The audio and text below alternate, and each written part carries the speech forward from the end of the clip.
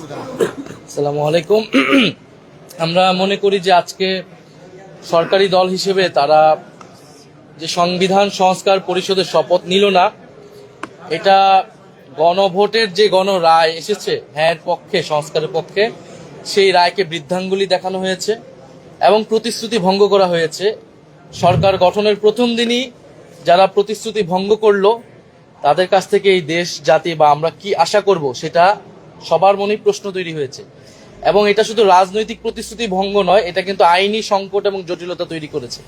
কারণ গণভোট যেই আদেশের ভিত্তিতে হয়েছে, যে জুলাই জাতীয় সনদ ব্র্যাকেটে সংবিধান সংস্কার বাস্তবায়ন যে আদেশ, সেই আদেশে সুস্পষ্টভাবে লেখা আছে যে জনগণের যে সার্বভৌম অভিপ্রায় জুলাই গণঅভ্যুত্থানে হয়েছিল, যার ভিত্তিতে সংস্কারের আকাঙ্ক্ষা, সে অনুযায়ী গণভোট হচ্ছে এবং গণভোটের যদি হ্যাঁর পক্ষে রায় আসে তাহলে শপথ হবে একই অনুষ্ঠানে। সুস্পষ্টভাবে আদেশে লেখা আছে একই অনুষ্ঠানে নির্বাচিত যারা সংসদ সদস্য হবে তারা সংস্কার যে সভা, সংস্কার পরিষদের সদস্য হিসেবে শপথ নেবেন এবং একই ব্যক্তির কাছেই তারা শপথ নেবেন এবং পরবর্তীতে কার্যক্রম আগাবে। ফলে আজকে যে তারা শপথ নিল না, এটা কিন্তু হ্যাঁ তারা এটাতে সাইনও করেছে জুলাই সনদ, যার ভিত্তিতে হচ্ছে পরবর্তীতে আদেশ হয়েছে এবং এই আদেশটাকে কিন্তু তারা মেনে নিয়েছে, গণভোটকে তারা মেনে নিয়েছে, গণভোটে তারা অংশীদার ছিল।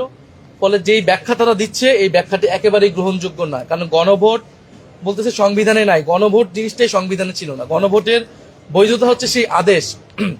ফলে সেই আদেশ সবাই মেনেই আমরা এই নির্বাচনে এবং গণভোটে অংশ নিয়েছি। ফলে এখানে একটা আইনি এবং সাংবিধানিক সংকটও তৈরি হলো। আমরা জানি না এটা কিভাবে এর মধ্যে শপথ পাঠ করে এই সংকটের